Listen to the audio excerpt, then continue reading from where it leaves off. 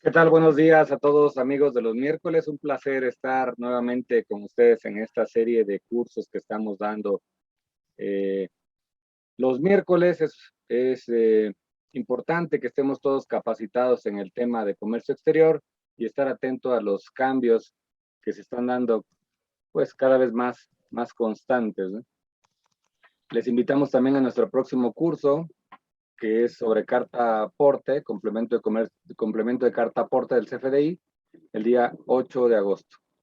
Bien, pues el día de hoy es un placer estar con ustedes y vamos a explicarles la ley aduanera enfocada al importador y le llamamos a este curso 12 puntos claves de la ley aduanera. ¿Para qué está enfocado este curso? Número uno, hacia importadores. Es un enfoque hacia importadores. Es muy común que sepamos nosotros por el día a día, por el expertise que vamos teniendo, las cosas básicas de la operatividad aduanera, pero vamos perdiendo a veces el enfoque de dónde está el fundamento de cada acción que llevamos a cabo el día a día. Y este curso es para, pues, repasar el fundamento legal de cada uno de los temas que ya sabemos en su mayoría y los que no sabemos por falta de práctica, pues aprenderlos en este curso. Este curso, lo que se trata, el objetivo es que ustedes conozcan al menos los 12 puntos más importantes de la ley. Es bien sabido por todos que hay una frase que dice, lo importante es no saber toda la ley de memoria, sino saber dónde encontrarla. Entonces, nos estamos basando en esa premisa, que ustedes sepan dónde encontrar, pero específicamente lo que llevamos en el día a día. Entonces, sin más preámbulo, empezamos con el curso 12 puntos claves de la ley aduanera.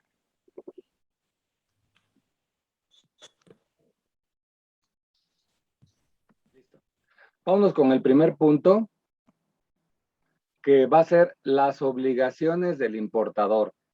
Este tema es muy recurrido, el que hablamos, por ejemplo, de la manifestación de valor, que es una de las obligaciones del importador, pero en los cursos que hemos dado nos hemos percatado que algunas veces desconoce el importador el artículo de la ley, que es el que nos dice cuáles son las obligaciones del importador, y para mí es el punto número uno de este curso, porque de ahí vamos a arrancar y de ahí se van a desprender todos los demás. Debemos de conocer nuestras obligaciones como importador. El punto número dos que vamos a ver es el momento de causación, es decir, cuando empiezan a regir las regulaciones y restricciones no arancelarias y cuándo se van a fijar los tipos de cambio. El punto número 3, vamos a ver el valor de transacción. Esto es importantísimo porque de ahí va a derivar el correcto llenado de la manifestación de valor, que nuevamente es una de las obligaciones, la primera obligación que yo les pongo aquí en este curso de conocimiento de ley. El punto número 4, otros métodos de valoración muy poco usados en el día a día, pero eso no quiere decir que no debamos saberlo. El punto número 5 se tratará del sistema electrónico aduanero y estoy seguro que muchos de ustedes van a decir, nunca había oído este concepto de sistema electrónico aduanero. He oído SAI, he oído BUSEM, he oído inclusive SIDEFI, tal vez lo conozcan, SICREFI, pero no sistema electrónico aduanero. Aquí vamos a ver el por qué. Siguiente punto, número 6, pedimentos y documentos anexos. Vamos a ver el por qué hacemos un pedimento y qué documentos son los estrictamente necesarios para estos efectos. Punto número 7, regímenes aduaneros. Aquí también es importante mencionar que pues todos sabemos usar el definitivo, algunos manejan temporal, otros más el depósito fiscal, pero fuera de esos tres es muy poco usual lo que se maneja.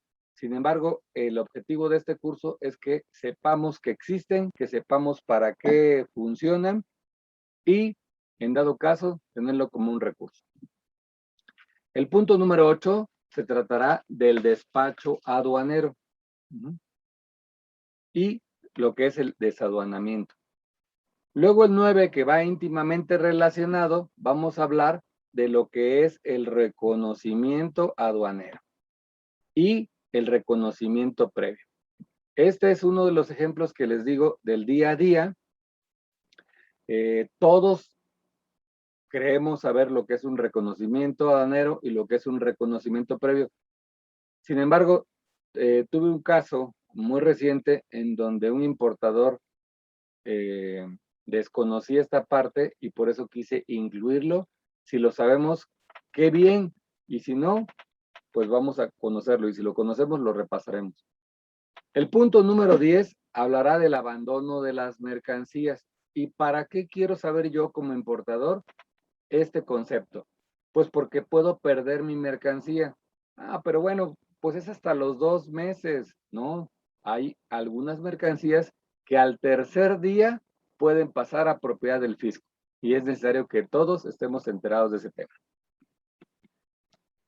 El punto número 11 tratará de otras responsabilidades del importador. Además de las establecidas en el 59, que va a ser nuestro primer punto, vamos a ver que hay responsabilidades que le corresponden al agente aduanal. Sin embargo, hay unas excluyentes y al excluir esa responsabilidad al agente aduanal, automáticamente la responsabilidad recae sobre el importador. Y finalmente, siempre lo dejamos para lo último en los cursos, lo más feo, infracciones y sanciones, ¿verdad? Si cometemos, si ya no hicimos bien todo el proceso de los 11 puntos anteriores, entonces estaremos sujetos a alguna multa que le llamamos infracción al acto de cometer la falta y sanción propiamente a la multa. Aquí las multas son económicas. Y bien, este preámbulo nos sirvió de temario y vamos a irlo desarrollando. Primeramente, vamos a ver la estructura de la ley. La ley se divide en 10 títulos, de las cuales tenemos en el número 1 las disposiciones generales, en el número 2 el control de aduana y despacho, 3 contribuciones, cuotas compensatorias y demás regulaciones no arancelarias al comercio exterior. En el número 4, los regímenes aduaneros, que es uno de los puntos medulares que hablamos. Luego tenemos otro dedicado a franja y región fronteriza, uno más a atribuciones del Poder Ejecutivo Federal, que es el presidente, y las autoridades fiscales.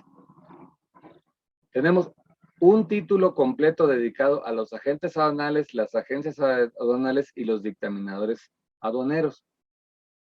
En el octavo tenemos infracciones y sanciones, que como vieron es otro punto del que vamos a ver el día de hoy.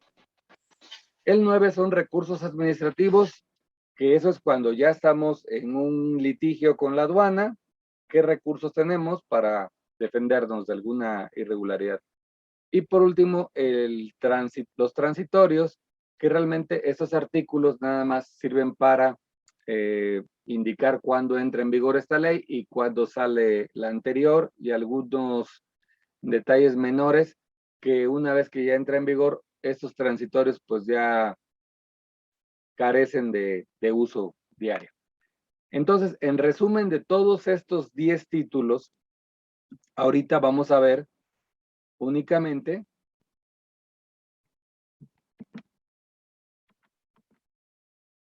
un segundito porque se puso congelada la imagen. Vamos a ver disposiciones generales, control de aduana y despacho, contribuciones y cuotas compensatorias, regímenes aduaneros nos vamos a saltar franja fronteriza y nos vamos directamente a infracciones y sanciones, ¿sí? Todos los demás, no quiero decir que no sean importantes, pero si ustedes no son agentes aduanales, no tienen que dominar este tema. Si tienen alguna duda, ya saben que existe un título especial para agentes aduanales, ahí pueden consultarlo. Si van a hacer operaciones de franja fronteriza, que la mayoría de nuestros clientes no manejan franja fronteriza, pueden despachar de la frontera, pero no va dirigido a la zona fronteriza. Bueno, pues en el título quinto pueden consultar, al igual que si tuvieran dudas de las atribuciones del Poder Ejecutivo, presidente de la República o las autoridades. Esto, como les dije, lo importante es saber cómo está la estructura para saber dónde buscar en caso de que tengamos alguna duda. Entonces, vámonos directamente a estos 5 títulos que tienen toda la información medular del día a día. Empezamos con el paso número 1, obligaciones del importador. Si no sabemos las obligaciones del importador, estamos jugando un juego en el cual no sabemos las consecuencias de nuestros actos. Entonces, vamos a empezar la lectura. Va a ser mucho de lectura. El tema es 12 puntos de la ley aduanera. Ley aduanera es un tema un poquito álgido. Aquí sí no le podemos meter muchas gráficas, muchos muñequitos. Es un tema de lectura, pero lo vamos a hacer lo más ágil posible y dando algunos ejemplos para que esto quede, la información quede más, que le podamos dar un uso en la práctica y en la vida real. ¿Sale? Entonces, las obligaciones del importador. Primera obligación del importador: llevar los sistemas de control de inventario en forma automatizada. ¿Ok? Aquí está nuestro primer requisito. Quiere decir esto que nuestros inventarios de comercio exterior lo tenemos que tener de forma automatizada, es decir, en un sistema de cómputo. ¿Cuál? El que ustedes quieran, el que ustedes gusten. Hay varios proveedores en el mercado, inclusive hay gente que no los tiene con un software especial, lo tiene pues organizado en carpetas en Windows. Está bien, la ley no dice cómo los debes de llevar, solamente dice que los debes llevar en forma automatizada. ¿Qué quiere decir? Que pueda sacar reportes, que la información esté ahí en sistema. Y bueno, entonces aquí básicamente dice que quienes introduzcan y extraigan mercancías bajo los regímenes de importación, ya empezamos con complicaciones, vamos a decirlo, regímenes de importación temporal, elaboración. Para esto necesitamos entonces conocer los regímenes aduaneros, que es uno de los puntos que vamos a ver más adelante. ¿Okay? Bueno, para estos que manejan los regímenes de importación temporal, le piden además que debe llevar en forma automatizada el sistema de control de inventarios a que se refiere el párrafo anterior. Aquí yo lo veo realmente de más. Es decir, en el párrafo primero dice, quienes importen deben de llevar su sistema en forma automatizada. Pero luego dice, y quienes lo hagan en forma temporal también lo deben de llevar. Pues sí, todos lo deben de llevar. ¿Por qué lo ponen como en un segundo rubro? Porque para los casos de importación temporal bajo programas de exportación, no te ponen un software específico, pero sí ponen requisitos específicos que tiene que tener ese software. Ese prácticamente sí lo tienen que comprar. En el mercado se conocen como anexo 24. Ustedes pueden buscar muchos anexos 24 que hay en el mercado y pueden adquirir uno de estos sistemas. Bien, y al final dice, en caso de incumplimiento a lo dispuesto en esta fracción, se presumirá que las mercancías que sean propiedad del contribuyente, que se encuentren bajo su posesión, custodia, y las que sean enajenadas por el contribuyente a partir de la fecha de importación, análogas o iguales a las importadas de procedencia extranjera. ¿Qué quiere decir? Que si ellos encuentran mercancía y no encuentran este inventario, ellos van a ver que tú también tienes otras mercancías que sí están identificadas y van a considerar que las importaste desde la fecha en que las otras que tienes en posesión se importaron. Lo mejor para evitar cualquier multa es cumplir con la primera disposición, llevar control de inventarios. Segunda disposición obligatoria como importador. Obtener la información, documentación y otros medios de prueba necesarios para comprobar el país de origen. Este punto es muy, muy importante. Aquí les está diciendo la aduana a los importadores, no a la gente aduanal. En este curso voy a hacer muchísimo énfasis es al importador. Este curso, les dije, va destinados a ustedes, importadores, para que ustedes sepan sus obligaciones. Entonces aquí el artículo 56 dice que el importador es el responsable de comprobar el país de origen, de procedencia, de mercancías de procedencia extranjera, para efectos de preferencias arancelarias, marcado de país de origen, aplicación de cuotas compensatorias, cupos y otras medidas que establezca la Ley de Comercio Exterior de acuerdo a los tratados y proporcionarlo a las autoridades cuando esto lo requiera. Ok, hago aquí énfasis. Esto lo que está diciendo es que deben de tener ustedes el certificado de origen. Pregunta, ¿en todos los casos? La respuesta es no, no en todos los casos. ¿En qué casos sí? Aquí mismo lo dice y si leen el 36A, fracción primera, también se van a dar cuenta que menciona los mismos casos. ¿Qué casos son?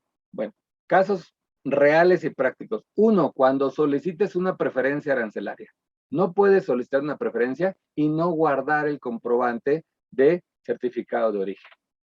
Dos, cuando quieras eximir de una cuota compensatoria porque tu mercancía es de un país diferente al que dice que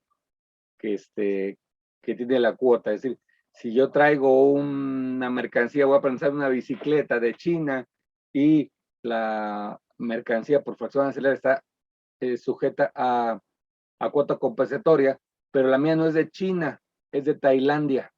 Necesito un certificado de origen de Tailandia para poder desvirtuar que la mercancía es de China. ¿Ok? Otro caso, cuando hay certificados cupo. Ejemplo, la leche de vaca tiene un certificado cupo. Quiere decir que tiene un arancel muy alto. Pero si cuentas con un certificado de cupo que emite la Secretaría, te permiten importar cierta cantidad que no cause desabasto al país, pero a la vez que no afecte a los productores nacionales. Y esa cantidad está limitada para un país específico. Entonces necesitamos presentar el certificado de origen para demostrar que es de ese país. Sería otro de los casos. ¿Qué más? Hay uno más. Dice, marcado de país de origen. Esto es algo muy específico que viene en los tratados, pero que realmente es de una aplicación sumamente baja. El 99% de nuestras operaciones las vamos a demostrar no mediante marcado de país de origen, sino mediante certificado o certificación de país de origen. Siguiente punto de las obligaciones. Entregar a la agencia aduanal o a la agente aduanal que promueva el despacho de mercancías y proporcionar a las autoridades aduaneras una manifestación bajo protesta de decir verdad con los elementos que en términos de la ley permitan determinar el valor en aduana. ¿Cómo se llama esto? Manifestación de valor. En este punto no voy a abundar mucho porque, como ustedes saben, hemos dado algunos cursos, al menos 2, de manifestación de valor. Y para poder ver todo esto, necesitamos conocer conceptos básicos como Incoterm y valoración aduanera. Sobre esto, como dijo el licenciado Campo al inicio, les invitamos a que visiten nuestra página de YouTube, nuestro canal que se llama Ocampo Conferencias, y en el apartado de videos pueden ver todos nuestros cursos. Tenemos un curso específico de Incoterms, tenemos otro de valoración aduanera. Les invitamos a pasar y leer. Bien, pasamos al número 4, estar inscrito en el padrón de importadores y en su caso en el padrón de importadores de sectores específicos o el padrón de exportadores sectorial. Este punto todos lo cumplimos como importadores porque si no, no pueden llevar a cabo sus operaciones. Y en el caso de que las mercancías estén sujetas por fracción arancelaria a algún sector específico que le llamamos padrón sectorial, pues también tenemos obligación de estar inscritos. En el caso de exportación, no hay obligación, no existe un padrón de exportadores, pero sí existe un padrón de exportadores sectorial. ¿Dónde lo podemos encontrar esto? En el anexo 10 de las reglas generales de comercio exterior. Ahí vienen los padrones tanto de importación como de exportación. Los de importación los encuentran en el apartado A, los de exportación en el apartado B. Siguiente punto. Formar un expediente electrónico de cada uno de los pedimentos. Avisos consolidados o documentos aduaneros de que se trate, el cual deberá contener el propio pedimento en el formato en que se haya transmitido, así como sus anexos, junto con los acuses electrónicos y deberá conservarlos como parte de la contabilidad por los plazos establecidos en el Código Fiscal de la Federación. Aquí voy a resaltar 2 puntos. Punto número 1, ¿cómo debo de conservar ese expediente electrónico? Voy a ser reiterativo. Tenemos un curso específico de expediente electrónico en nuestra página de Ocampo Conferencias. Punto número 2, plazos en que debemos conservar esa documentación de manera electrónica. Pregunta para el auditorio. ¿Qué plazos tengo la obligación de conservar ese expediente electrónico de importación? Si su respuesta fue 5 años, andan bastante cerca. Si su respuesta fue 5 años, pero si hay una auditoría se pueden prorrogar otros 5 años, por lo tanto son 10 años, ¿me da? Andan bastante más avanzados, pero la respuesta correcta es 5 años, los cuales pueden ampliarse en caso de una auditoría. Sin embargo, eso es para mercancía regular, pero para activo fijo tienen que conservarlo todo el tiempo que la mercancía permanezca en sus inventarios. Mientras ustedes no se deshagan de esa mercancía a través de una venta, cesión, donación, destrucción, etcétera, tienen la obligación de mantener esa documentación.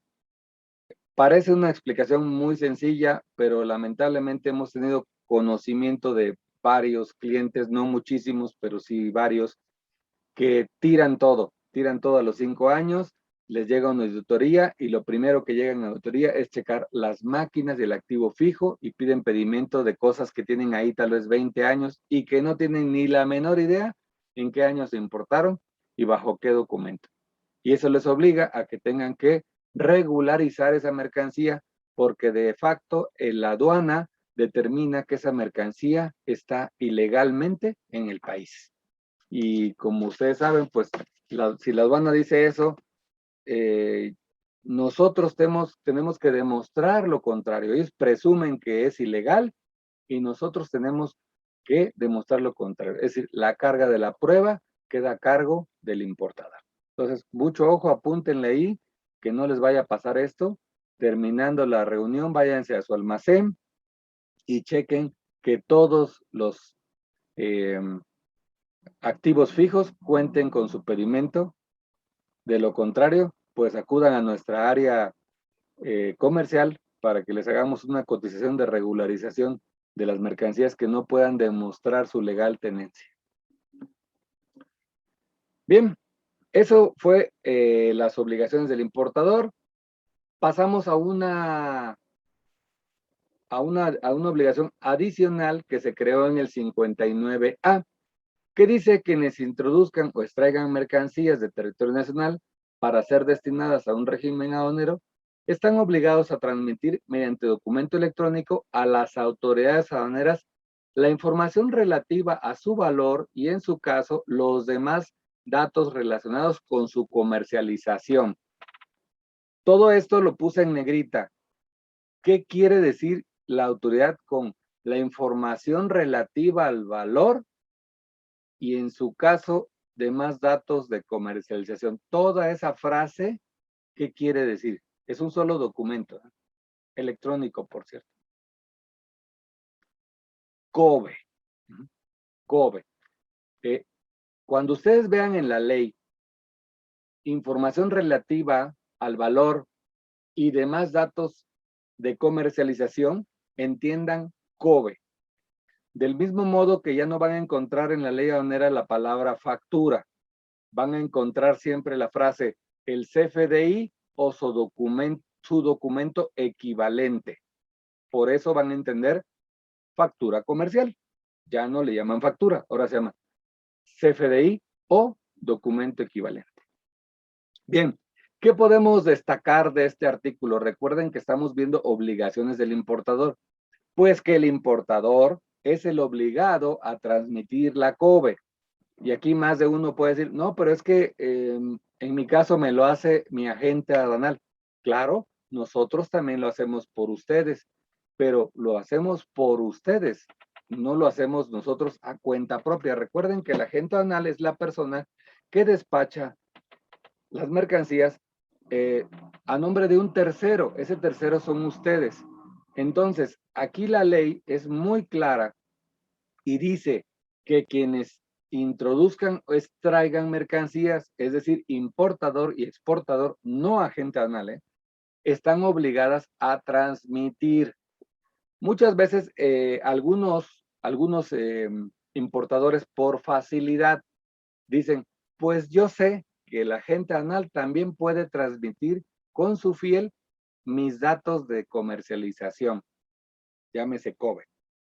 Y entonces dicen, pues mejor que lo haga el agente aduanal, de todos modos sí lo hacemos, pero que lo haga con su firma. Ojo, yo no se los recomiendo para nada, porque los que ya tienen mucho tiempo en este ramo sabrán que de repente pues salen en malos términos con algún agente aduanal y dicen, me voy con Ocampo, ya, adiós, ¿verdad? Ya no quiero saber más de ti. Y resulta que se dan cuenta que su expediente electrónico está incompleto. Les falta el COBE, por ejemplo. Y dicen, oye, Ocampo, ayúdame porque ya no quiero saber más del otro agente aduanal, salimos muy mal, no quiero saber de ellos. Ayúdame a recuperar mis COBEs. Ah, sí, sin ningún problema. ¿Con qué fiel lo transmitieron? Pues yo no le di la mía. Bueno, entiendo que la fiel no se la vas a dar, pero tenemos otro instrumento que se llama sellos digitales. No, pues tampoco les di, lo hacían con las de él. Híjoles, pues estás en un gran problema. Vas a tener que hablar con él y a ver qué negocian, porque si él lo transmitió con su propia fiel, no tienes acceso a esa información. Entonces, ahí les dejo este tip. Por favor, no le dejen a los agentes aduanales que transmitan con su fiel, porque la obligación, aquí lo están viendo en el 56A, la obligación es de ustedes. Y no, si el agente aduanal no les proporciona esa información y ustedes no la guardan adecuadamente en sus expedientes, como nos obliga el 56, pues estarán ante un incumplimiento y es de más decirles que eso causa una multa por cada pedimento que no esté completo, números redondos, 2,000 pesos por cada pedimento. Bien, pasamos al artículo, más bien, pasamos al paso número 2, momento de causación. El momento de causación es muy importante porque a partir de ahí sabemos qué tipo de cambio vamos a usar y las regulaciones arancelarias que nos aplican. ¿Para qué nos sirve esto en la vida real? Bueno, muy sencillo. Supongamos que entra una nueva norma oficial mexicana. De la noche a la mañana la publican en el diario oficial. Su mercancía ya viene, como dicen, en el agua, ya viene por mar. Y nos levantamos con la noticia de que de la noche a la mañana publicaron una nueva norma. Y resulta que el barco llegó el mismo domingo, pero en la noche.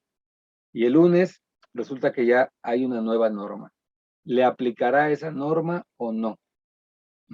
La respuesta es no, porque afortunadamente el barco llegó el día anterior, entonces ya no le va a aplicar. ¿Sí? Entonces, para conocer este tema a fondo, aquí les puse en color azul lo más destacado de este 56, que vamos a leer de manera muy rápida. Dice las cuotas, bases grabables, tipos de cambio, de moneda, las cuotas compensatorias y demás regulaciones y restricciones no arancelarias, precios estimados, prohibiciones aplicables, serán los que rijan en las siguientes fechas. Fracción primera, en importación temporal definitiva y depósito fiscal, elaboración, transformación o reparación en recinto fiscalizado, A, la de fondeo. Y cuando esta no se realice, la de amarre o atraque de la embarcación que transporte las mercancías al puerto al que vengan destinadas. B, en las que la mercancía cruce la línea divisoria internacional. C, las de arribo de la aeronave que transporta al primer aeropuerto internacional. Luego tenemos otras que ya son de menos uso, no las vamos a detallar por razones de tiempo, son 12 puntos, lo que intentamos es ver la ley de manera resumida en 12 puntos. Entonces, no vamos a hacer tantísimo énfasis en las demás porque no nos da el tiempo. Pero aquí ya sabemos que el 56 nos va a decir además cómo es en la vía postal, cómo es en caso de infracciones y sanciones, cuál es el momento de causación, etcétera. Pero en el día a día vamos a ocupar estas tres que están en azul.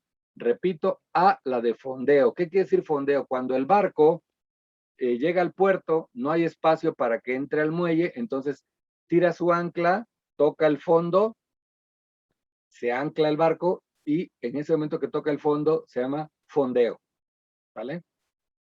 Cuando el barco tiene oportunidad de llegar directamente al puerto, entonces llega a los puertos y vamos a decirlo coloquialmente, se estaciona en el puerto, pero no se llama estacionar, técnicamente se le llama atraque. Y amarre es básicamente sinónimo. Algunas personas dicen que el amarre es cuando se atraca, pero vamos a decirlo en términos coloquiales, en segunda fila. De cualquier modo, el amarre y el atraque tienen que ver con estar sujetos a tierra firme, y el fondeo se hace en las periferias de los puertos. ¿Qué pasa en el tráfico terrestre? Bueno, es cuando el camión o el transfer cruza la línea divisoria internacional. Y en el caso de la transporte aéreo, cuando la aeronave toca el primer aeropuerto nacional. Aquí les pongo yo un ejemplo. Si viene un avión y viene de Europa, hace escala en Cancún y de Cancún viene a México, en el sentido estricto, el tipo de cambio tiene que tomarse de cuando bajó en Cancún, no cuando llegó aquí. En la práctica, muchas veces no sabemos si tocó otro aeropuerto, pero la propia guía aérea nos dice la fecha de llegada y también el almacén. Bien, pasamos al siguiente punto, que sería el paso número 3, valor de transacción. Como ustedes saben, el valor de transacción es un tema bastante largo de explicar, pero tenemos cursos específicamente de valor de transacción que pueden ver en Ocampo Conferencias. Y básicamente aquí lo vamos a platicar muy, muy breve. Esto se resume en 4 artículos. Artículo 64, artículo 65 y artículo 66. ¿Sí? Artículo 64. ¿Qué nos dice? Pues cómo se integra el valor en aduana. Sin embargo, ya he explicado en otros cursos que el que hizo este artículo, pues como que no le daba el clavo y empezó a explicar y dijo, la base gravable será el valor en aduana. Pues luego se dio cuenta que no había definición de valor en aduana en toda la ley aduanera. Entonces hace un segundo párrafo y dice, el valor en aduana es el valor de transacción. Y luego se da cuenta que no existe un término de valor de transacción y entonces recurre al tercer párrafo y es donde dice, el valor de transacción es el precio pagado de las mismas. Y le acompaña la última frase que dice, precio que se ajustará en términos del artículo 65. Entonces, si se dan cuenta, pues, como dice el término ahora aprobado por la ley aduanera, perdón, por la Real Academia Española, cantinfleó. Así está, ya la Real Academia acepta ese término, cantinfleó. Dijo mucho y al final dijo muy poquito. Nos revolvió. En términos reales, ¿qué quiere decir el 64? El 64 quiere decir lo que tú pagaste por tu mercancía es el valor en aduana, pero no olvides incrementarle, ellos dicen ajustarlo, ¿no?, a los conceptos que te marca el 65. Por lo tanto, para valorar necesitamos forzosamente leer el 64 y el 65 juntos. Y el 65 nos habla de todos los supuestos que son incrementables. Por razones de tiempo, no podemos ver cada uno de ellos. Pero les insisto, hay un curso de valoración aduanera que dura aproximadamente 1 hora y media. Aquí lo repasamos muy brevemente. Vamos a tener como conceptos incrementables las comisiones, los costos de envase y embalaje, los gastos de transporte y seguros y cargos como manejo, carga y descarga. Ojo, punto muy importante. Hasta que se den los supuestos del artículo 56. Pero el 56 ya lo explicamos. Quiere decir, hasta que se dé el fondeo o atraque, o el cruce de la línea divisoria internacional, o el tocar el primer aeropuerto nacional. Esto va a depender del término de venta que hayamos comprado. Si nuestro término de venta es muy corto, como el ex-work, que es que yo la vaya a recoger la mercancía hasta la puerta del proveedor, tengo que sumarle todos los gastos hasta llegada a puerto, aeropuerto o cruza de línea fronteriza. Pero ¿qué pasa si yo compré un término de venta, Incoterm, que llega más allá de lo que establece el 65? Bueno, entonces estaremos ante un concepto que puedo decrementar del valor en aduana. Por último, aquí en la fracción segunda vienen otros conceptos incrementables un poquito menos usados y a veces olvidados, que son los materiales, piezas, matrices, materiales consumidos, trabajos de ingeniería y las regalías, que muchas veces se les van ahí del tema, ¿no? Bueno, ¿qué son los conceptos no incrementables o ahora llamados decrementables? Son conceptos, como les digo, que rebasan la línea divisoria internacional, el primer aeropuerto o el llegada al puerto de destino. ¿Cómo qué casos? Como por ejemplo un término de venta DDP. El DDP, que es puesto hasta un lugar convenido, por ejemplo, vamos a hablar de un ejemplo, que ven una mercancía de España, entra por puerto de Veracruz y de Veracruz se va a Tlaxcala y entregamos en Tlaxcala. Como el proveedor embarcó y entregó hasta Tlaxcala, el importador nada más debe de declarar como valor en aduana los gastos hasta el puerto de Veracruz. Y puede, no debe, puede decrementar el flete de Veracruz a Tlaxcala porque ya rebasa los supuestos del 56. ¿Cuál es el principal requisito? Aquí se los pongo. Último párrafo. Dice, siempre que se detallan o especifican de manera separada del precio pagado en el comprobante fiscal digital o documento equivalente. Ya les había comentado que esto significa factura. Es decir, para poder decrementarlo, tiene que estar desglosado en la factura. De otra manera, o caso contrario, es incrementable toda la factura. Pasamos al paso número 4, otros métodos de valoración. La ley aduanera establece otros métodos de valoración diferentes al que vimos, que es valor de transacción. Valor de transacción es cuando hay una compra-venta. ¿Qué sucede si no hay una compra-venta?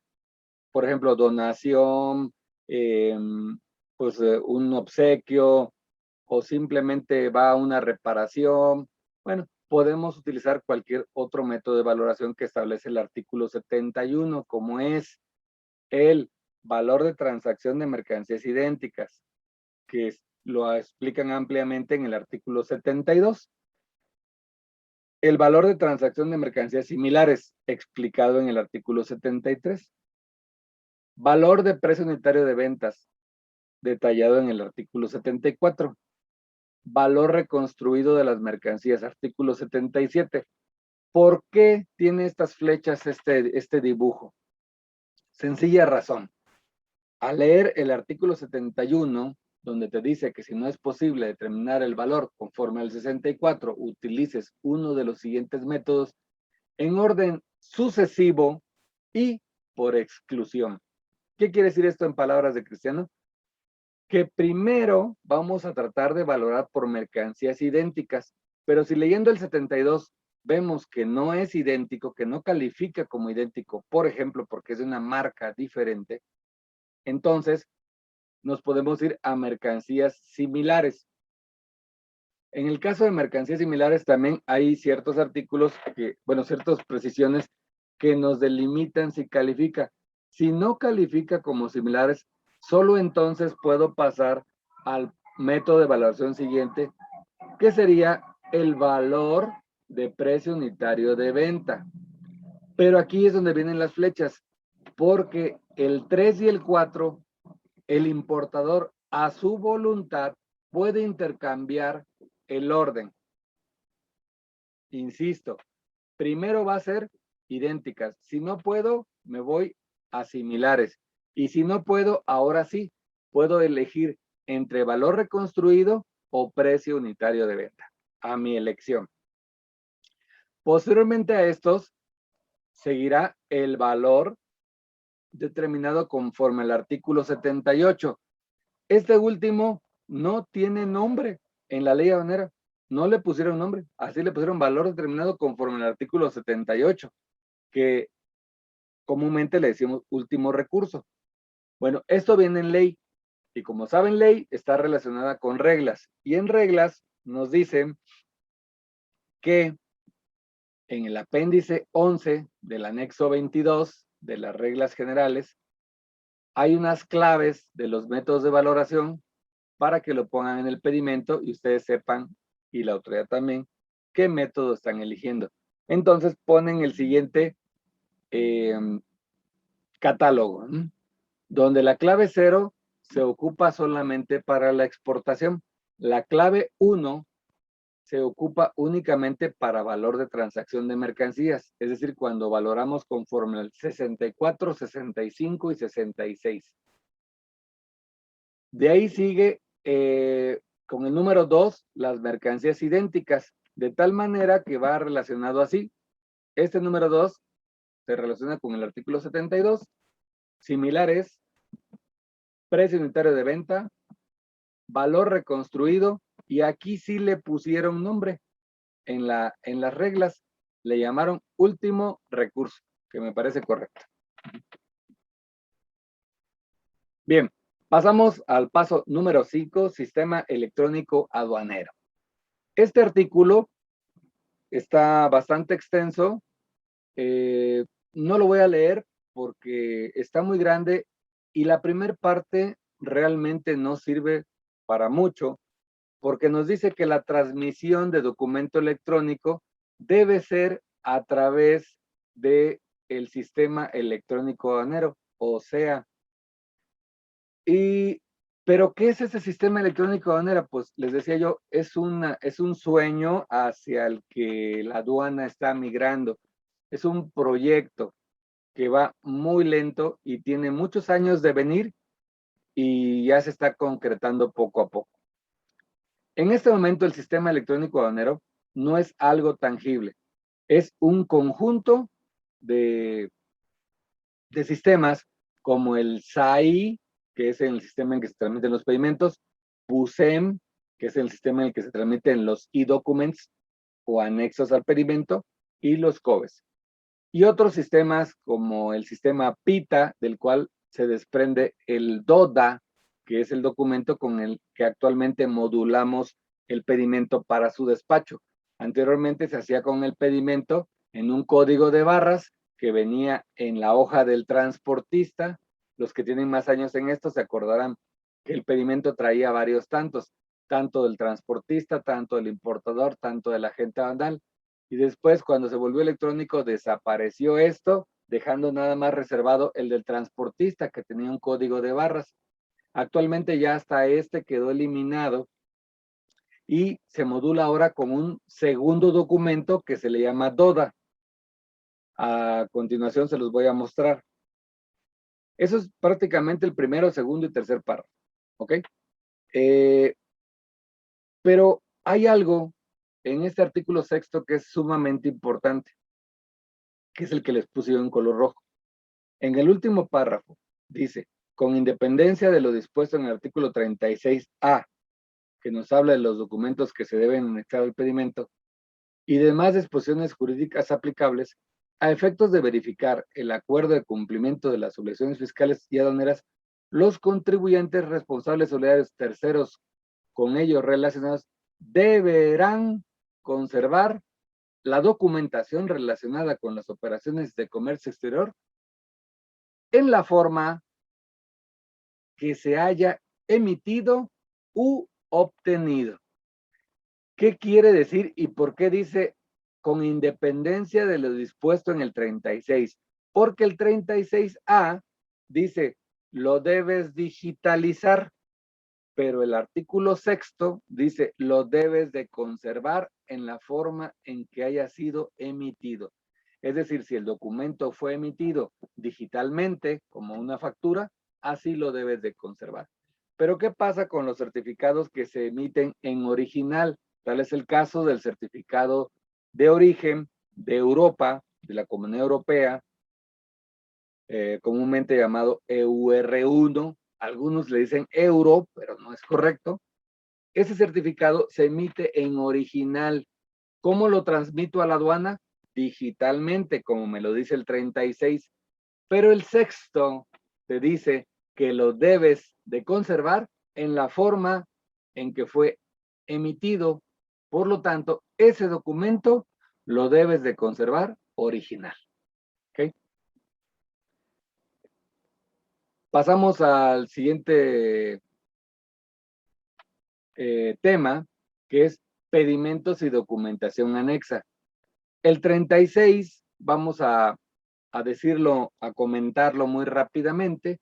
El 36 básicamente lo que nos dice es que quienes introduzcan o extraigan mercancías de territorio nacional están obligados a transmitir a las autoridades aduaneras a través del sistema electrónico aduanero en documento electrónico un pedimento con la información referente a las citadas mercancías empleando la firma electrónica y el sello. Luego nos dan más detalles, pero lo que nos debe de quedar como concepto es, ¿por qué hacemos un pedimento?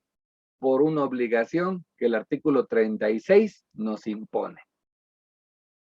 Luego viene el 36A, en donde dice, por cierto, para el pedimento que te mencioné en el artículo anterior 36, Y relacionado con el artículo 6º, ¿ok? Ven ahí la correlación. El agente aduanal y quienes introduzcan, extraigan, estarán obligados a transmitir en documento electrónico o digital como anexos al pedimento los siguientes, ¿vale? Y empieza, fracción primera, solamente hay 2 fracciones. Primera en importación, segunda en exportación. Vamos a ver la primera. La relativa al valor y demás datos relacionados con la comercialización de las mercancías. ¿Recuerdan? Todo eso se le llama COBE. Contenidos en el comprobante fiscal digital o su documento equivalente. ¿Recuerdan? Eso se le llama o se le llamaba factura comercial. Ahora, documento equivalente. Cuando el valor en aduana se determine conforme al valor de transacción, que ya lo sabemos ahora cuál es, declarando el acuse correspondiente que se prevé en el 59A. ¿Recuerdan? Obligación de transmitir el COBE. Entonces, en palabras de Cristiano, esto dice, declarando el acuse del COBE. ¿De dónde sale ese acuse? De el acuse que te da el sistema electrónico aduanero. Pero como sabemos que es un sueño todavía, es del acuse que te da la BUSEM, que para ellos es parte del sistema electrónico aduanero. Entonces, todo empieza a tener más correlación y coherencia. Siguiente documento que debemos de anexar. Como dije mucho, voy a resumirlo en el A. En el A debes de declarar el COBE, que contenga la información de la factura. Eso es todo, lo que quiere decir el A. B, la contenida en el conocimiento de embarque, lista de empaque, guía o demás documentos de transporte. Ahí se resume. Documentos de transporte, llámese BL, guía aérea, packing list, etc. C, documento que compruebe el cumplimiento de las regulaciones no arancelarias. Por ejemplo, un certificado de Zagarpa, un certificado de Semarnat, un certificado de la Secretaría de Defensa, Sedena, una norma oficial mexicana, un certificado, por supuesto. Ese documento comprueba la regulación y restricción no arancelaria. Inciso D, las que determinen la procedencia y origen de mercancías que para efectos de aplicación de preferencias, cuotas compensatorias, todo esto lo resumimos como certificado de origen y además ya vimos que es una obligación del importador el conservarlas y mostrársela a la autoridad en caso de requerimiento, pero adicionalmente está dentro de los que debemos de transmitir a la aduana. E, el documento digital en el que conste la garantía. Este nada más aplica cuando la mercancía está sujeta a precio estimado y ustedes lo importan por un precio inferior. Si ustedes lo importan a un precio superior, no están obligados a presentar esto. O también cuando la mercancía no está sujeta a un precio estimado a nivel fracción arancelaria. El inciso F es únicamente para mercancías a granel y se refiere al certificado de peso y volumen. Hasta ahí, hasta el inciso F, son los documentos que deben de anexar al pedimento. Pero después vienen estos 2 párrafos del 36A, que es importantísimo que los conozcan. De repente captamos clientes nuevos y les decimos, bueno, vamos a declarar tu marca, modelo y serie en el COBE. Y nos dicen la clásica frase, es que yo nunca lo he declarado ahí y mi agente anual no me dijo que ahí va. Yo algunos los pongo en el pedimento y las marcas pues de plano ni las pongo, o los modelos no los pongo, o los lotes no los pongo, etcétera, ¿no? Bueno, aquí está en el 36A la obligación. Dice, en el caso de mercancías susceptibles de ser identificadas individualmente, la información relativa a los números de serie, parte, es decir, número de parte, el número de parte de la mercancía, o SKU, como le llaman en algunas ocasiones. Marca, modelo, y aquí dejan esta frase que prácticamente amplía a todo, ¿no? Dice, o en su defecto, las especificaciones técnicas o comerciales necesarias para identificar las mercancías y distinguirlas de otras similares. ¿En qué casos? Cuando dichos datos existan. La información deberá consignarse en la información transmitida relativa al valor y demás datos de comercialización de las mercancías. Ah, ok, ya nos está sirviendo este cursito. ¿Qué entiendo por eso? COBE. Entonces, en resumen, ¿qué dice aquí? Los números de serie, parte, marca y modelo van en el COBE. ¿Sale? ¿Y qué pasa si no los pongo? Pues te marcan un incumplimiento en el COBE. ¿Y de cuánto es la multa? Aproximadamente de 20,500 pesos a 32,000 por operación. Entonces, ojo, revisen que sí se estén declarando las partes, marcas, modelos, y si no lo hacían, empiecen a hacerlo. Otro punto que no viene aquí es el número de lote. En el COBE tiene su propio instructivo, se llama Diccionario de Datos COBE. En el Diccionario de Datos COBE dice campos específicos para serie. Para el número de parte no hay campo específico, pero leyendo el instructivo, en el campo de la serie dice aquí se pone el número de parte. Tenemos marca y tenemos un campo que se llama submarca. Perdón, tenemos marca, modelo y submodelo. En el caso del submodelo, que aquí no viene, pero en el instructivo de llenado de COBE sí, dice, en este campo puedes poner el lote y será obligatorio cuando sea el único dato para identificar la mercancía. Bien, al siguiente párrafo nada más dice que si se importa bajo IBEX, no es necesario poner estos datos cuando sean insumos y artículos semiterminados, es decir, las maquinarias sí, pero que al hacer el cambio de régimen estás obligado a informarlas. En caso de que sea el cambio de régimen, si se retorna, pues ya es punto y aparte. Pasamos al punto número 7 y con esto llegamos a la mitad del curso. Esperamos que se les esté haciendo un poquito ágil. Siempre ley aduanera es un poquito álgido, pero lo estamos haciendo lo más práctico posible con ejemplos para que vayan aterrizando esa información y ustedes realmente le puedan sacar provecho a esta plática. Bien, este punto se refiere a los regímenes aduaneros.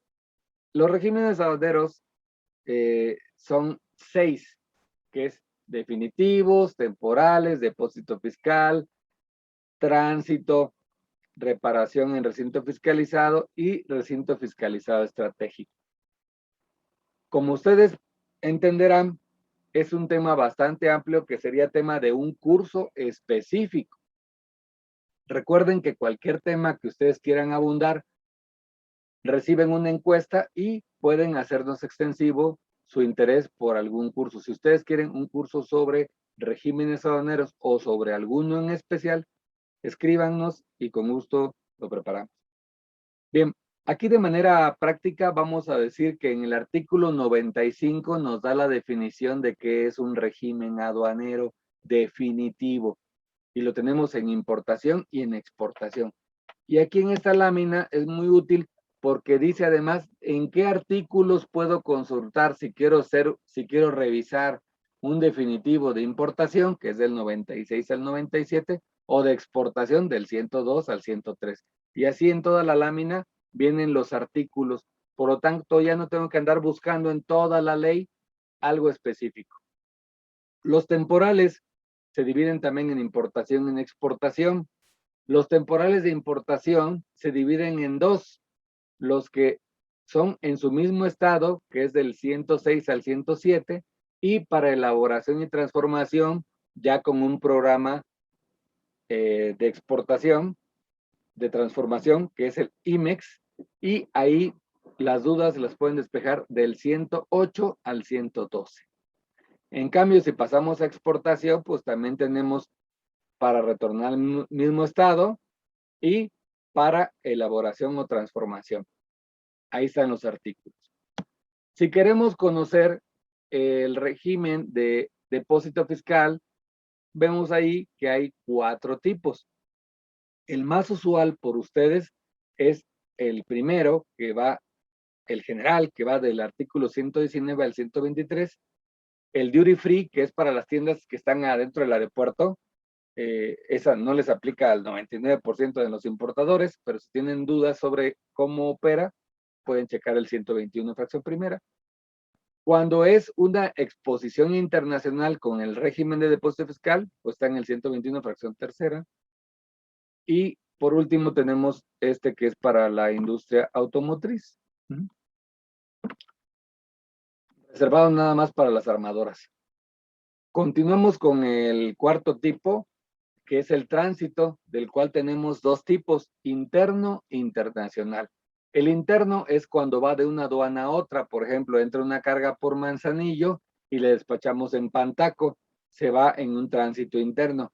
Y un tránsito internacional es cuando nada más entra, por ejemplo, por Estados Unidos y sale por Guatemala, va nada más en tránsito, pero no va destinado a ninguna aduana. Aquí están los artículos para que ustedes puedan consultarlo de manera rápida en la ley en caso de una consulta. Recuerden que también el objetivo es que ustedes puedan buscar en la ley de manera rápida.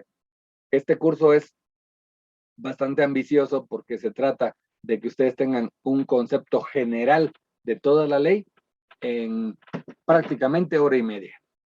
Bien, el punto número 5 es para elaboración, transformación o reparación en recinto fiscalizado. Este es de lo más inusual que existe, porque la reparación se da dentro de la aduana, nunca sale la mercancía.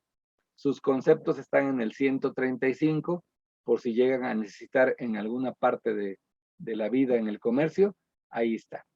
Y luego viene el recinto fiscalizado estratégico, el más desconocido de todos los regímenes aduaneros. Últimamente va teniendo más auge. ¿En qué consiste?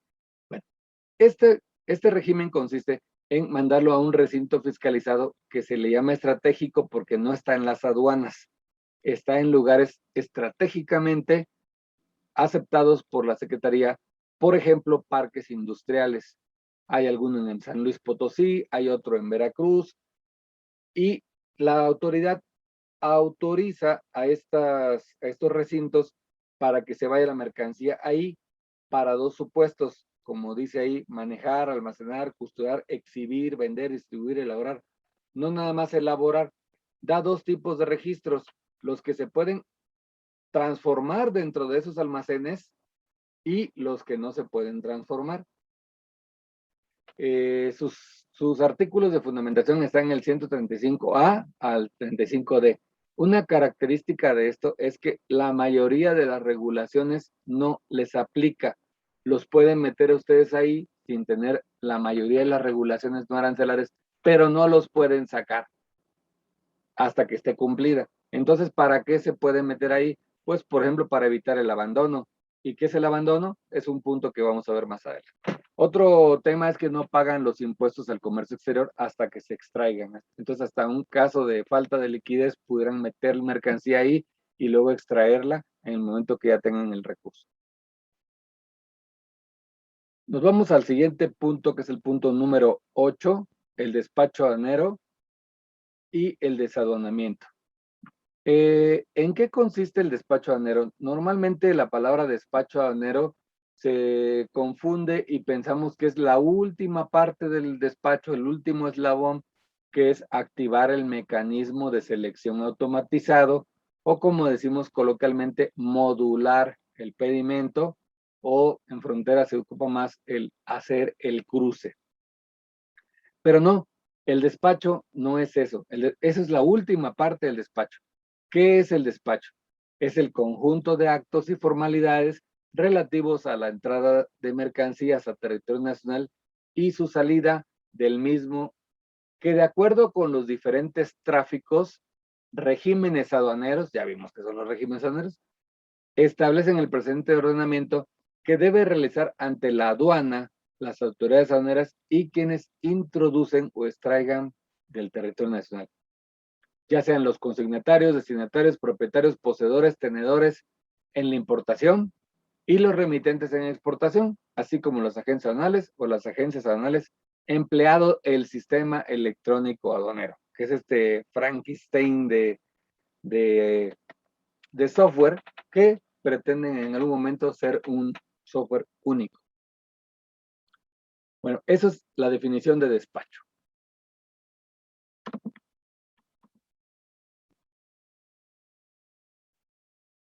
Ahora bien, una vez ya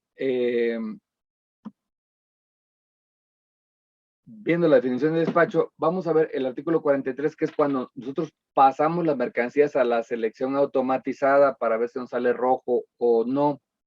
El artículo 43 nos dice básicamente que elaborado el pedimento y efectuado el pago de las contribuciones, entiéndase lo que ustedes llaman impuestos. ¿Y por qué no se llaman impuestos? Porque las contribuciones abarca impuestos, abarca derechos, como derecho de trámite aduanero, abarca cuotas compensatorias. Entonces, todo eso se le resume en contribuciones, ¿no? Esas contribuciones, una vez pagadas mediante pedimento, se activa el mecanismo de selección automatizado. Si ustedes recuerdan la frase mecanismo de selección aleatoria, bueno, eso hace muchos años que cambió a nombre de selección automatizado. Aleatoria, ¿por qué? Porque antes era al azar, se supone. Tú modulabas un pedimento y aleatoriamente te tocaba, vulgarmente decíamos, verde o rojo. Técnicamente se llama reconocimiento aduanero o desaduanamiento libre. Verde es desaduanamiento libre, rojo, reconocimiento aduanero. Pero en la ley no existe rojo y verde, ¿eh? Esos son términos que se fueron inventando en el término coloquial y así se conoce hasta el día de hoy. Si a cualquier cliente le digo tocó rojo, me entiende. Y si le digo reconocimiento aduanero, ¿entenderá? Pensamos que sí, pero quiero comentarles que hace poco tiempo me dijo un cliente, oye, estoy muy nervioso con este embarque, realmente no sé el estatus real, ya me dijo el ejecutivo que sí está en rojo, pero no sé, tengo desconfianza de que me esté diciendo la verdad. No, no te preocupes, ahorita te mando un pantallazo de lo que el sistema automatizado aduanero nos dice que está tu pedimento. Pues le mando el pantallazo que decía el número de pedimento y decía reconocimiento aduanero. Y entonces me dice, el cliente me dice, oye, pero aquí no me dice nada, solamente me dice reconocimiento aduanero. Entonces fue cuando dije, pues lo voy a incluir en el curso porque eso se me hace raro, ¿verdad? Bien, aquí, ¿qué te dice? Elaborar el pedimento, activas el mecanismo de selección automatizado para saber si debe practicarse el reconocimiento aduanero. Si no se debe practicar el reconocimiento aduanero, pues como está ahí el dibujito, pues está libre el semáforo verde y todos decimos deditos arriba, ¿no? Pulgares arriba.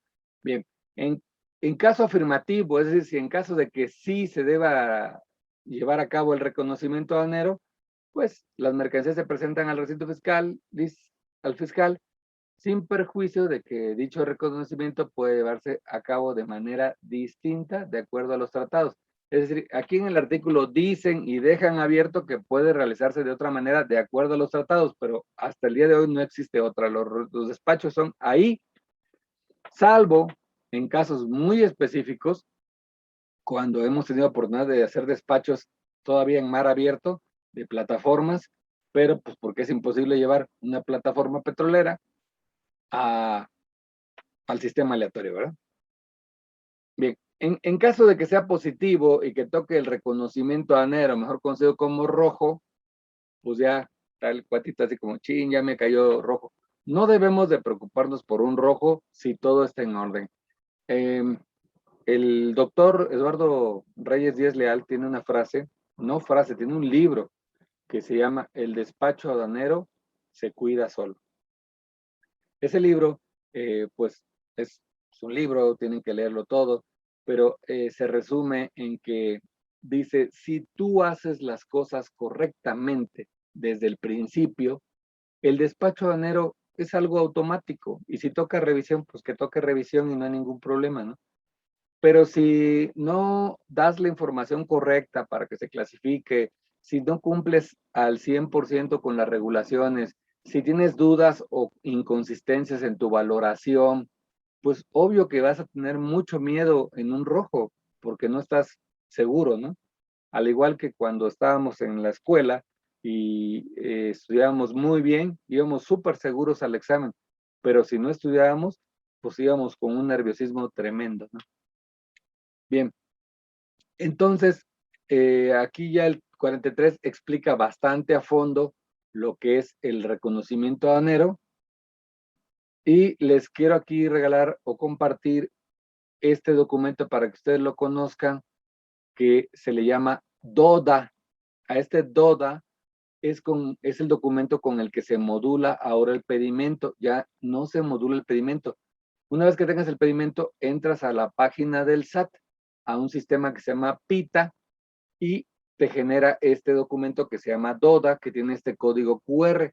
Tú lo escaneas y ahí te dice qué es lo que te va a tocar, desarrollo libre o reconocimiento. Bien, esto nos lleva a, dentro del mismo artículo 43, al paso número 9, que habla del reconocimiento aduanero y el reconocimiento previo. Les comentaba de este caso de nuestro amigo que le dije, le mandé el pantallazo y dice, pues tocó reconocimiento aduanero. Y me dijo, pues esto no me dice nada, ese documento que me mandaste solo dice reconocimiento aduanero, ¿no? Y entonces es cuando dice el negrito, ¿no? Que sale mucho en los memes. O sea, rojo. Pero no tengo que decir rojo, tengo que decir reconocimiento aduanero, así se llama. Y tenemos todos como actores del comercio internacional de manejar el lenguaje o los conceptos que la propia ley nos dice. Entonces, ¿qué es el reconocimiento aduanero? Pues un rojo. ¿En qué consiste? Aquí el 43 continúa y por razones de tiempo, vamos a decirlo muy brevemente, la mercancía se revisa por parte de la autoridad y si no encuentra inconsistencias, se entregan estas mercancías de inmediato, como dice aquí, ¿no? Como dice aquí, de inmediato. Pero recuerden que inmediato para la aduana es 1 hora, hora y media, ¿eh? Bueno, en caso de que se den cuenta que no transmitimos la información que se refiere al 36A, fracción primera, inciso E, es decir, si tienen excelente memoria, la garantía que se da cuando importas por debajo del precio estimado, pues no te la van a entregar hasta que garantices, es lo que dice este párrafo.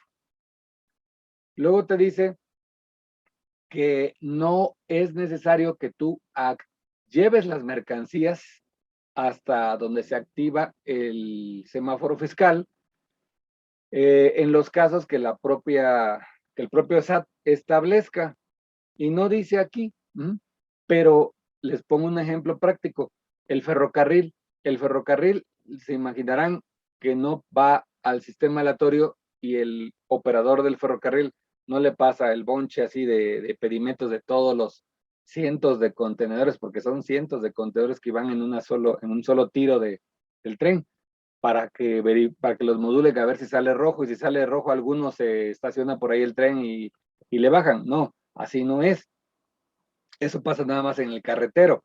En el carretero sí, suben el contenedor al camión, pasa el operador al módulo, activa y le dicen libre o reconocimiento. Si es reconocimiento, se va a un andén de reconocimiento, le bajan la mercancía y le revisan. Entonces, ¿cómo operan los de ferrocarril? Pues el agente aduanal lleva solo el documento a una ventanilla especial y ahí activa el mecanismo de selección. En caso de desaduanamiento libre, ya se procede a decirle a la terminal que puede continuar con la carga, se le entregan los documentos probatorios y lo cargan en un tren que ya se va prácticamente sin tocar la garita, ¿no? Se va libre. Pero en el caso de que toque reconocimiento aduanero, entonces se hace el reconocimiento aduanero o rojo dentro de la propia terminal como si fuera un previo. Se programa, se abre, se vacía, se revisa, se vuelve a cerrar y lo vuelven a colocar en un lugar en el patio. Hasta que ya lo desaduana la aduana y ya desaduanado lo podemos cargar.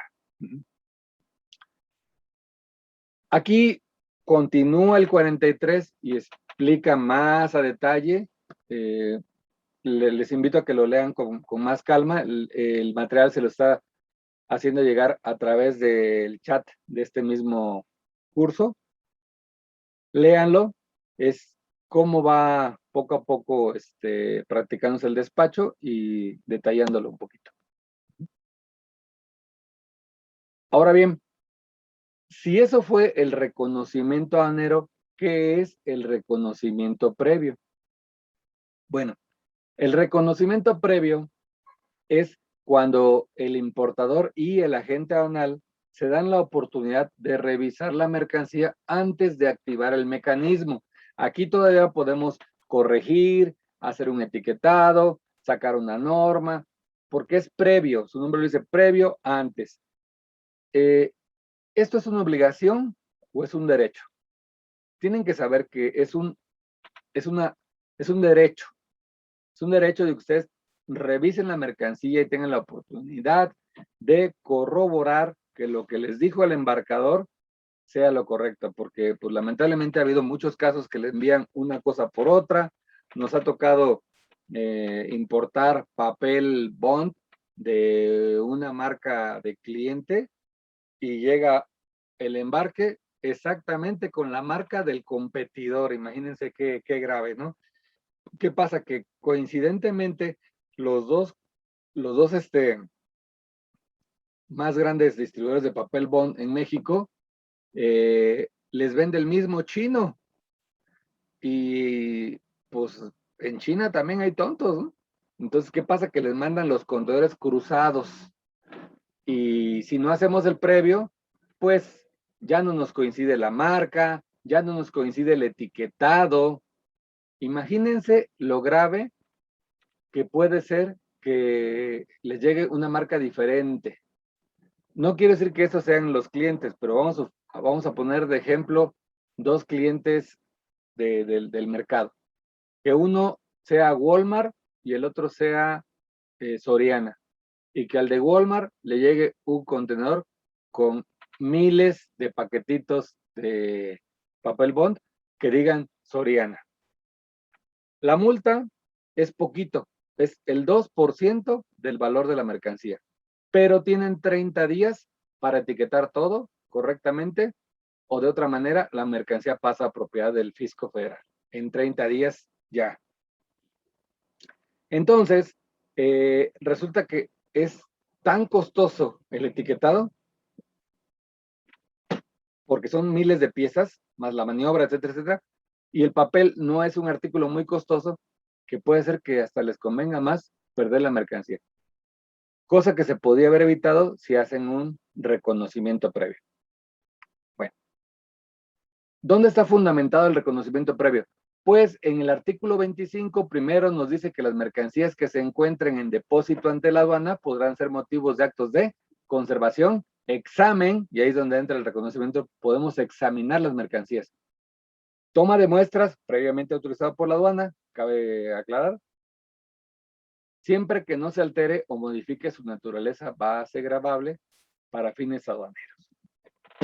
Y asimismo se pueden realizar los siguientes trabajos: almacenaje, análisis de laboratorio, vigilancia, etiquetado, previo a autorización de la aduana, marcado, colocación de leyendas de información comercial, y para esos efectos las autoridades aduaneras tomarán las medidas para salvaguardarlas. Perdón, el 42 nos dice si quienes formulan el pedimento ignoran las características de las mercancías, podrán examinarlas para tal efecto. ¿Okay? Pasamos al número 10, estamos ya en la recta final del curso. Causará abandono a favor del fisco federal las mercancías que se encuentren en depósito de la aduana en los siguientes casos. ¿Qué quiere decir esto? Que la aduana se va a quedar con tu mercancía si concurres o rebasas estos siguientes plazos que te damos a continuación y que deben de estar siempre en mente. Número 1, va a pasar a propiedad del fisco federal, puede ser expresamente o tácitamente, ¿no? Expresamente está cuando los interesados así lo manifiesten por escrito. Ejemplo, ustedes traen una mercancía y dentro de esa mercancía que traen, vamos a poner muebles, traen un montón de muebles, todo un contador de muebles, y de repente tienen una silla que es de madera al natural y requiere de un certificado de Zagarpa y, perdón, de Semarnat, y además un certificado de fumigación de origen. Y a ustedes les surge el resto de la mercancía y dicen, lo mejor es que voy a deshacerme de esa mercancía y voy a hacer un trámite ante la aduana de abandono expreso. Esa es una posibilidad. ¿Sabes que ya no la quiero, aduana? Quédate con ella y me llevo el resto. No es inmediato, pero sí en unos días queda tramitado. Ahora bien, y si no renuncio a ella, ¿cómo también puedo perderla? De manera tácita. Es decir, cuando no sean retiradas dentro de los plazos que se indican a continuación. 3 meses para exportación. ¿Ok? Si yo deposito algo en la aduana para exportarlo y no llega el buque y se role, lo que sea, a los 3 meses pasa a propiedad del fisco. 3 meses es demasiado, pero ahí está la cantidad fija. Y luego tenemos el más grave, el inciso B. 3 días. 3 días. Tratándose de mercancías explosivas, inflamables, contaminantes, radioactivas, corrosivas, así como mercancías perecederas o de fácil descomposición y de animales vivos. Los plazos a que se refiere este inciso serán de hasta 45 días en aquellos casos en que se cuente con instalaciones para mantenimiento y conservación de la mercancía de que se trate, excepto tratándose de petrolíferos cuyo plazo serán de 15 días. Lo que aquí dice es que las mercancías explosivas, inflamables, peligrosas en general, causan abandono al tercer día, pero si la aduana cuenta con un almacén especializado en este tipo de mercancías, entonces se puede extender a 45 días. Eso en las aduanas normales como Manzanillo, Lázaro, Veracruz y Altamira no existe. Por lo tanto, el plazo es de 3 días. Y aquí ustedes pueden decir, pero yo realmente no creo caer en ese supuesto nunca, porque nunca traigo mercancías explosivas, ni contaminantes, ni radioactivas, pero les aseguro que inflamables es muy posible que lo traigan. En algún embarque, por ejemplo, pinturas, es inflamable. ¿Qué otro caso tenemos de algún producto químico que sirva para hacer algún plástico, un pegamento, inclusive productos de belleza? Algunos productos de belleza como los perfumes tienen un alto contenido de alcohol y desde la guía aérea o desde el propio BL viene marcado como peligroso. Entonces, ojo, en estos casos hay que tener más atención, tiene que ser más expedito el despacho. Bien, además de esto, 2 meses en los demás casos. O sea, 3 meses de exportación, 3 días en los peligrosos y 2 meses en los demás casos. ¿Okay? Pasamos al número 11, que lo titulé Otras responsabilidades. Aquí era del importador, pero ¿por qué dice del agente aduanal? Bueno, porque si empezamos a leer, aquí parece ser que es una responsabilidad del agente aduanal y así lo es, pero hay un momento en que se le revierte al importador, en los casos que vamos a ver ahorita.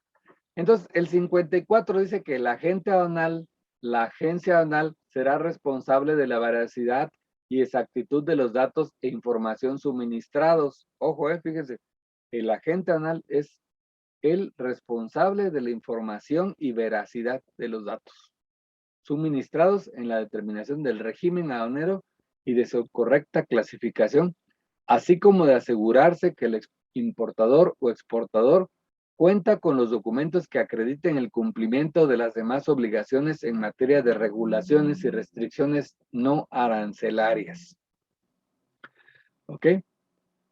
Pero el siguiente párrafo, ojo, porque aquí es donde ya les puede afectar, dice, el agente aduanal, la agencia aduanal, no serán responsables en los siguientes, en los casos siguientes. Y entonces, ¿quién es el responsable? El importador. Pues, ojo, a ver, entonces lo podemos leer al revés. El importador será responsable en el pago de las diferencias de contribuciones y cuotas compensatorias, multas y recargos que se determinen, así como el incumplimiento de regulaciones y restricciones no arancelarias, si estos provienen de la inexactitud o falsedad de los datos y documentos que el contribuyente le hubiera proporcionado a la agente aduanal. Dice aquí, siempre que no hubiera podido conocer dicha inexactitud o falsedad al examinar las mercancías por requerir para su clasificación de un análisis de laboratorio, tratándose de mercancías que mediante reglas determine el SAT. Ojo, aquí, ¿qué artículos pueden entrar? Pueden entrar telas, calzado, confecciones, es decir, ropa, productos químicos, pinturas, barnices, alimentos, cualquier cosa que a simple vista no sea posible determinar. Puede ser inclusive hasta un material de plástico, ¿verdad? Una manufactura de plástico que el importador diga, no, no es plástico, esto es caucho natural. Pues a simple vista, algunos cauchos naturales actualmente se parecen a algunos plásticos o viceversa, algunos plásticos se parecen a algunos cauchos, pero a simple vista, pues no es muy fácil poder determinar. Entonces, ojo, porque cuando el importador falsea la información o da datos inexactos, automáticamente él es el responsable de las cuotas compensatorias, contribuciones, multas y recargos. ¿Quién lo dice? El 54. ¿En qué otros casos más no es responsable el agente aduanal, por lo tanto lo es el importador? Bueno, aquí vemos las contribuciones y en su caso cuotas compensatorias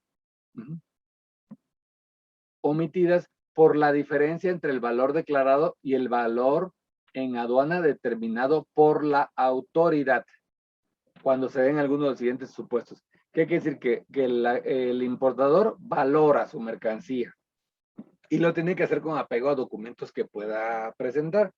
Pero hay veces que la autoridad dice, yo no creo ese valor, no lo creo, que lo veo muy bajo, voy a hacer mi propia investigación y llega a una conclusión.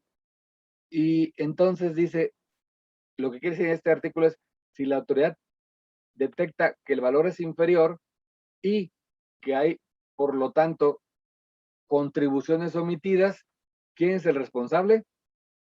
El importador, ya no el agente aduanal. ¿En qué casos? Inciso A, cuando sea menos del 40%. Quiere decir que si es más del 40%, el agente aduanal también va de la manita. Inciso B, cuando las mercancías se encuentren sujetas a precios estimados, siempre que el valor declarado sea igual o mayor al precio estimado. Ok, cuando es mayor, pues no hay problema.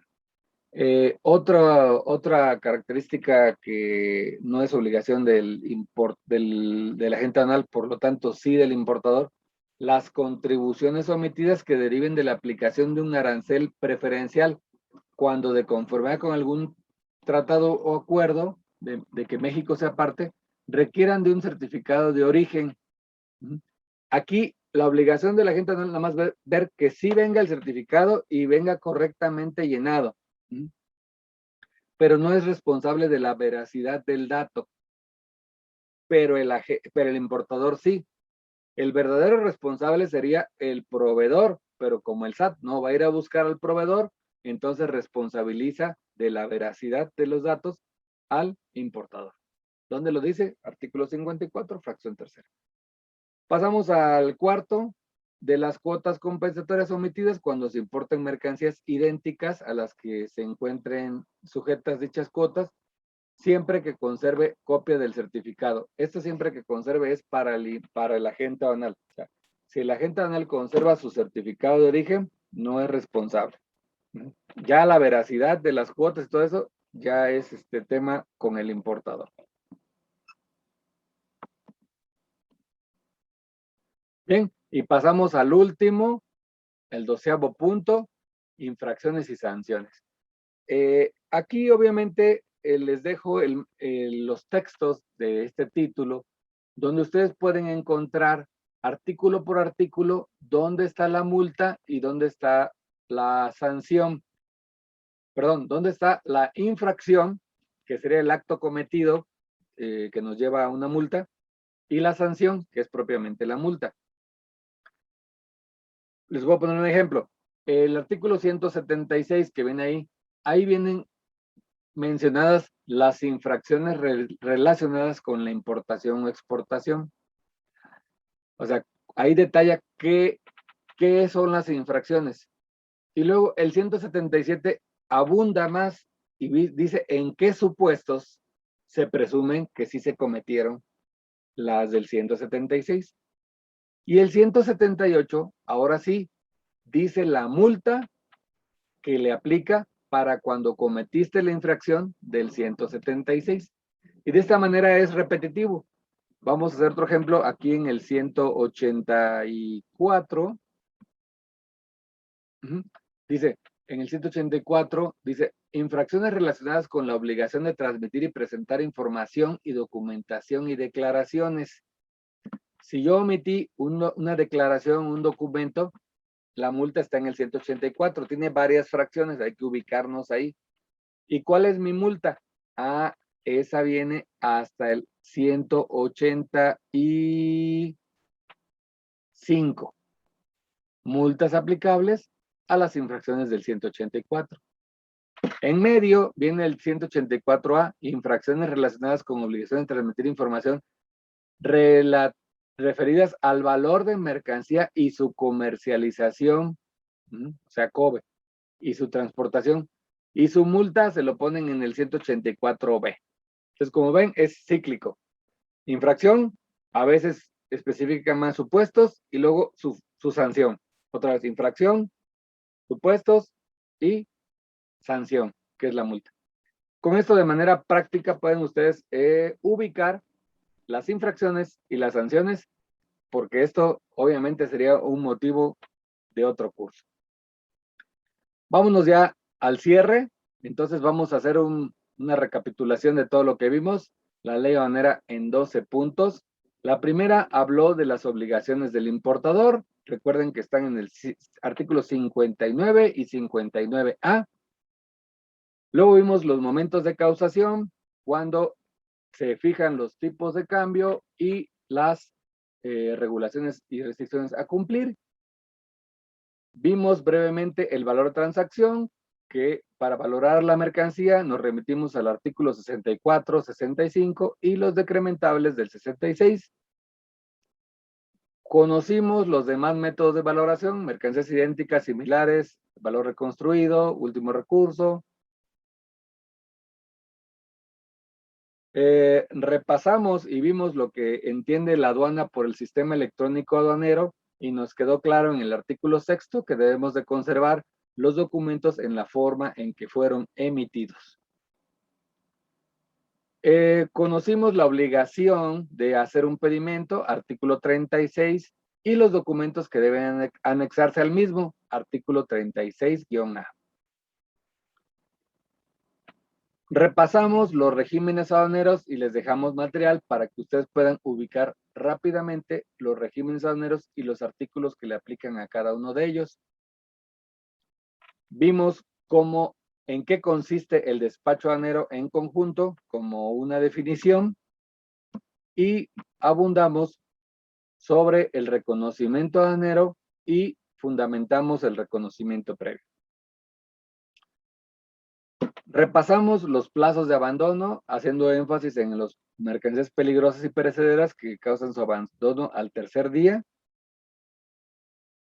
Conocimos las otras responsabilidades del importador, que realmente son obligaciones del agente aduanal, pero cuando se debe ciertas omisiones a inexactitud o falsedad de datos por parte del contribuyente, llámese importador, automáticamente él es el responsable. Por eso lo llamamos otras responsabilidades del importador. Y por último, conocimos cómo está estructurado el título de infracciones y sanciones y dónde pueden ustedes ubicar su infracción y su respectiva multa. Como les dije, nuestro trabajo es preventivo, no correctivo, por lo tanto no debemos de llegar a este punto 12 si hacemos bien nuestro trabajo. Pues hasta aquí este curso, espero que haya sido ameno, sé que el tema es un poquito complicado, pero tratamos de irlo platicando. Muchísimas gracias por su atención y le cedo la palabra a nuestra compañera.